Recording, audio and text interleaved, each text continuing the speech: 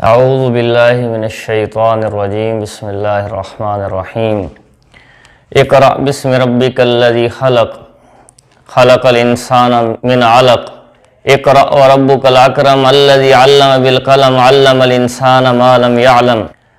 اس سے پہلے ہم نے وحی کا تعارف پڑھا، وحی کا لغوی معنی کیا ہے، کوئی خفیہ بات، جلدی سے کوئی اشارہ کرنا، اور اصطلاحی معنی میں کلام اللہ المنزل علی نبی من الانبیاء، اللہ تعالیٰ کا وہ کلام جو اپنے نبیوں میں سے کسی نبی پر اللہ تعالیٰ نازل فرمائے اس کو وحی کہا جاتا ہے۔ اب حضور خاتم النبیین محمد عربی صلی اللہ علیہ وسلم پر وحی کے نزول کا سلسلہ کیسے شروع ہوا، اس بارے میں حضرت عائشہ صدیقہ رضی اللہ تعالیٰ عنہ سے روایت ہے، بخاری شریف کے اندر آتا ہے۔ حضرت عائشہ صدیقہ رضی اللہ تعالیٰ عنہ فرماتی ہیں کہ رسول اللہ صلی اللہ علیہ وسلم پر وحی کی ابتدا سچے خوابوں سے ہوئی۔ آپ علیہ السلام خواب دیکھتے اور صبح وہ حقیقت بن کر سامنے آ جاتے، اور اس کے بعد آپ علیہ السلام کو تنہائی سے محبت ہو گئی، اور آپ علیہ السلام غار حرا میں جا کے تنہائی میں عبادت کرتے، اپنے ساتھ توشہ لے جاتے، کھانے کا سامان لے جاتے۔ جب وہ کھانا ختم ہو جاتا تو پھر آپ علیہ السلام واپس حضرت خدیجہ کے پاس آتے اور حضرت خدیجہ اور سامان تیار کر کے دے دیتی۔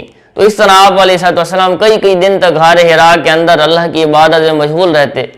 اسی اثناء کے اندر ایک دن حضرت جبریل امین علیہ السلام تشریف لائے، چونکہ پہلا موقع تھا اور آپ علیہ السلام نے کبھی پہلے جبریل علیہ السلام کو دیکھا نہیں تھا، تو آپ علیہ السلام گھبرا گئے۔ جبریل علیہ السلام نے فرمایا کہ اقرأ یا محمد، اے محمد صلی اللہ علیہ وسلم پڑھیے۔ آپ علیہ السلام نے فرمایا کہ ما انا بقارن، میں تو پڑھا ہوا نہیں ہوں۔ تو جبریل امین نے نبی علیہ السلام کو پکڑ کے اپنے گلے سے سینے سے لگا کے دبایا۔ تو اس طرح 3 مرتبہ ہوا، 3 مرتبہ آپ علیہ السلام فرماتے تھے کہ میں تو پڑھا ہوا نہیں ہوں۔ تو چوتھی مرتبہ جبریل امین نے آپ علیہ السلام کو پکڑ کے دبایا اور پھر چھوڑا، اور الگ کی آیات جو ہیں یہ پڑھ کے سنائی۔ اقرأ بسم ربک الذی خلق خلق الانسان من علق اقرأ وربک الاکرم الذی علم بالقلم علم الانسان ما لم يعلم۔ آپ علیہ السلام کو یہ آیت مبارکہ زبانی یاد ہو چکی تھی، آپ علیہ السلام کے قلب اطہر کے اندر یہ محفوظ ہو چکی تھی۔ آپ علیہ السلام کا بدن کانپ رہا تھا، کیونکہ یہ پہلی وحی تھی، آپ علیہ السلام گھبرا گئے تھے۔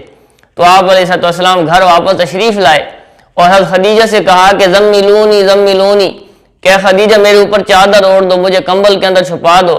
آپ علیہ السلام نے تھوڑی دیر آرام فرمایا، اور اس کے بعد آپ علیہ السلام نے سارا واقعہ خدیجہ کو سنا دیا۔ تو خدیجہ رضی اللہ تعالیٰ عنہ نے آپ علیہ السلام کو تسلی دی، اللہ تعالیٰ آپ کو کبھی تنہا نہیں چھوڑے گا، اللہ تعالیٰ آپ کو ضائع نہیں کرے گا۔ آپ علیہ السلام تو صلہ رحمی کرنے والے ہیں، آپ علیہ السلام تو کمزوروں کی، محتاجوں کی مدد کرنے والے ہیں، آپ علیہ السلام مہمان کی مہمان نوازی کرتے ہیں، اور آپ علیہ السلام حق کی راہ میں مصیبتیں اٹھانے والے ہیں، تو اللہ تعالیٰ آپ کو کبھی تنہا نہیں چھوڑیں گے۔ اور اس کے بعد خدیجہ رضی اللہ تعالیٰ عنہ نے فرمایا کہ یا رسول اللہ، میرا چچا زاد بھائی نوفل جو ہے یہ آسمانی کتابوں کا عالم ہے، اس کے پاس چلتے ہیں، اسے سارا یہ واقعہ سناتے ہیں اور اس سے پوچھتے ہیں کہ یہ کیا ماجرا ہے۔ تو آپ علیہ السلام خدیجہ کے ساتھ ورقہ بن نوفل کے پاس تشریف لے گئے اور ورقہ بن نوفل کو سارا واقعہ سنایا۔ تو ورقہ بن نوفل کہنے لگا کہ یہ تو وہی ناموس ہے، وہی فرشتہ ہے جو حضرت موسیٰ علیہ السلام کے پاس تشریف لایا کرتا تھا، یعنی یہ تو جبریل امین علیہ السلام ہیں۔ اور کاش کہ میں وہ وقت دیکھوں کہ جب آپ کی قوم آپ کو اپنے وطن سے نکال دے گی۔ تو آپ علیہ السلام نے بڑی حیرانی کا اظہار کیا اور کہنے لگے کہ ورقہ کیا میری قوم مجھے اب میرے وطن سے نکال دے گی، وہ تو مجھے صادق اور امین کہتے ہیں۔ تو ورقہ بن نوفل کہنے لگے آپ کے اوپر جو چیز نازل کی گئی ہے، آپ کو جو امانت دی گئی ہے، جس آدمی کے پاس بھی یہ امانت آئی ہے اس کے ساتھ یہی معاملہ ہوا ہے، اس کے انبیاء کی قوموں نے ان کو ان کے علاقوں سے نکال دیا کہ اگر میں زندہ رہوں اس وقت تک کہ جب آپ کی قوم آپ کو نکالے گی تو میں ضرور آپ کی مدد کروں گا۔ لیکن تھوڑا ہی عرصہ گزرا تھا کہ اس کے بعد ورقہ بن نوفل کا انتقال ہو گیا۔ اس کے بعد یہ سب سے پہلی وحی تھی، اس کے بعد وحی کے آنے کا سلسلہ بند ہو گیا، کافی عرصے تک وحی نہیں آئی۔ بعض روایات کے مطابق 6 ماہ تک دوبارہ وحی نہیں آئی، اور بعض روایات کے مطابق 3 سال تک دوبارہ وحی نہیں آئی۔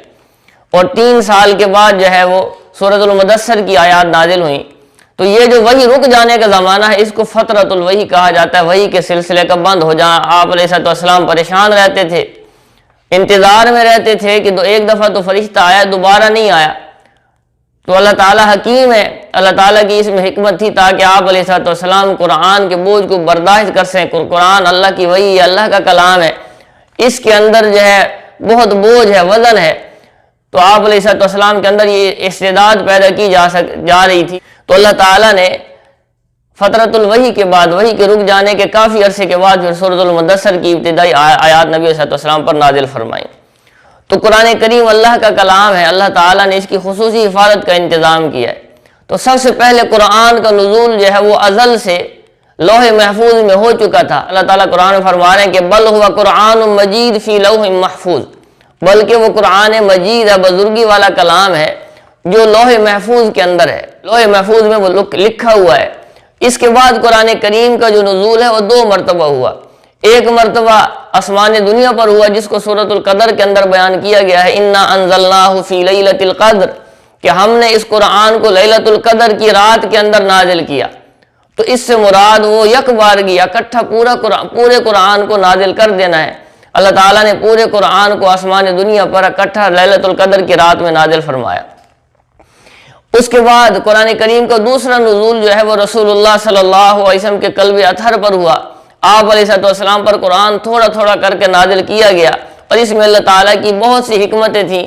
ایک تو یہ کہ آپ علیہ السلام اس کلام ثقیل کو، وزنی کلام کو، بوجھ والے کلام کو برداشت کر سکیں، اور دوسرا آپ علیہ السلام کو تسلی دینا مقصود تھا کہ آپ علیہ السلام کی جو مخالفت کرنے والے لوگ ہیں، آپ علیہ السلام کے دشمن جب آپ علیہ السلام کو پریشان کرتے، آپ علیہ السلام پریشان ہو جاتے تو اللہ تعالیٰ قرآن کریم کو نازل کرتے، جبریل علیہ السلام تشریف لاتے، اور اسی طرح بہت ساری قرآن کریم کی آیات کا تعلق مختلف واقعات کے ساتھ تھا۔ آیات کو ان واقعات کے ساتھ نازل کرنا مقصود تھا، اس وجہ سے اللہ تعالیٰ نے قرآن کریم کو تھوڑا تھوڑا کر کے نازل کیا۔ تو قرآن کریم تقریباً 23 سال میں 22 سال 5 ماہ اور 14 دن کے اندر قرآن کریم کا نزول مکمل ہوا۔ قرآن کریم سورتوں کے اندر تقسیم ہے۔ قرآن کریم کے اندر تقریباً 114 صورتیں ہیں۔ سورت عربی زبان کے اندر مرتبہ اور منزلت کے معنی کے اندر بھی آتا ہے، اور 4 دیواری کے معنی میں بھی آتا ہے۔ ایک قسم کے مضامین ایک سورت کے اندر اکٹھے کر دیے گئے ہیں، تو گویا کہ یہ 114 صورتیں، یہ قرآن کریم کے 114 ابواب ہیں، 114 چیپٹر ہیں۔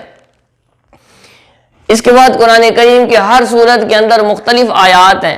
یہاں ایک بات مکمل ہو جاتی ہے، ایک جملہ مکمل ہو جاتا ہے تو اس کو ایک آیت کہا جاتا ہے۔ تو اس اعتبار سے قرآن کریم کے اندر آیات کی تعداد کے اندر بھی اختلاف ہے۔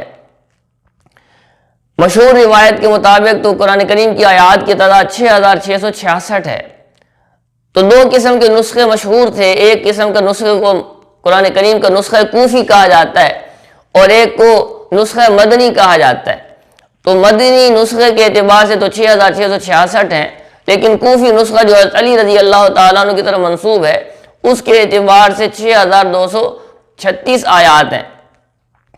اب الفاظ کے اندر کوئی فرق نہیں، الفاظ وہی ہیں، لیکن وقف کرنے کے اعتبار سے فرق ہے کہ آپ علیہ السلام قرآن کریم کو ٹھہر ٹھہر کر پڑھا کرتے تھے اور آیات کے اندر وقف کرتے تھے۔ تو بعض دفعہ آپ علیہ السلام نے قرآن کریم کی ایک آیت میں ایک جگہ وقف کیا، اور پھر جب دوبارہ اگلی آیت پڑھنے لگے تو اس پچھلی آیت کے کچھ حصے کو اس اگلی آیت کے ساتھ ملا کے پڑھا۔ تو بعض لوگوں نے یہ سمجھا کہ اب یہ پچھلی آیت جو ہے یہ الگ ایک آیت ہے اور اگلی آیت الگ ہے، تو اس کو ایک سمجھ بیٹھے۔ جیسے سورۃ الفاتحہ کے اندر صراط الذین انعمت علیہم، اب صراط الذین انعمت علیہم یہ الگ آیت ہے، اور غیر المغضوب علیہم یہ الگ آیت ہے، اور بعض یہ کہتے ہیں کہ صراط الذین انعمت علیہم غیر المغضوب علیہم ولا الضالین یہ پوری ایک آیت ہے۔ تو اس اختلاف کی بنا پر آیات کی ترتیب کے اندر اختلاف ہوا، لیکن جو ہمارا موجودہ نسخہ ہے وہ حضرت علی رضی اللہ تعالیٰ عنہ کی ترتیب کے مطابق ہے، جس کے اندر 6236 آیات ہیں۔ قرآن کریم کو پاروں میں تقسیم کیا گیا۔ آپ علیہ السلام کی زندگی میں اور صحابہ کرام کے زمانے میں قرآن پاروں کی شکل میں نہیں تھا بلکہ صورتوں کی شکل میں تھا۔ بعد کے آنے والے لوگوں نے تعلیم و تعلم میں آسانی کے لیے، تاکہ پڑھنے اور پڑھانے کے اندر آسانی ہو، تو قرآن کریم کو 30 حصوں کے اندر تقسیم کیا، اور اس کی نسبت حجاج بن یوسف کی طرف کی جاتی ہے کہ اس کے زمانے کے اندر قرآن کریم کو 30 حصوں کے اندر تقسیم کیا گیا، جس کو پاروں کا نام دیا گیا۔ تو اب قرآن کریم کے 30 پارے ہیں، عربی کے اندر اس کو اجزاء کہا جاتا ہے، قرآن کریم کے 30 اجزاء ہیں۔ اس کے بعد قرآن کریم کے اندر 558 رکوع ہیں۔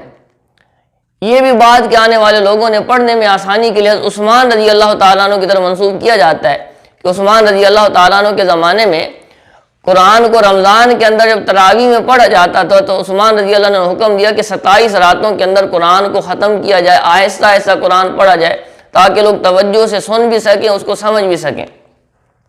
تو ایک رکوع، قرآن کا نماز کی ایک آیت مبارکہ کے اندر، تراویح کی ایک آیت میں جتنا قرآن پڑھا جاتا اس کو ایک رکوع کہا جاتا۔ تو گویا 27 راتوں کے اندر 540 رکعتیں پڑھی جاتی ہیں، تو 540 رکوعات کے اندر مکمل قرآن کو ختم کر دیا گیا۔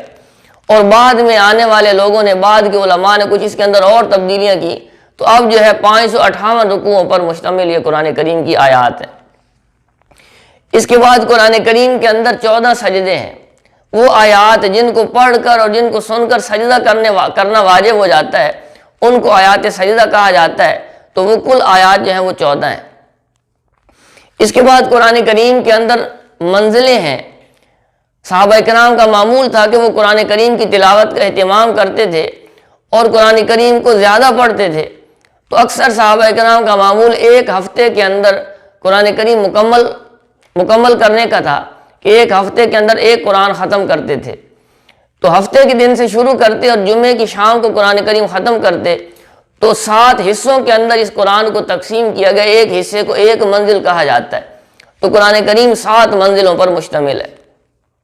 قرآن کریم کی آیات کی 2 ترتیبیں ہیں، ایک ترتیب کو ترتیب نزولی کہا جاتا ہے اور دوسری ترتیب کو ترتیب توقیفی کہا جاتا ہے۔ ترتیب نزولی وہ ہے جس ترتیب پر قرآن نازل ہوا، تو سب سے پہلے سورۃ الفاتحہ نازل ہوئی، سب سے پہلے سورۃ العلق کی 5 آیات نازل ہوئی۔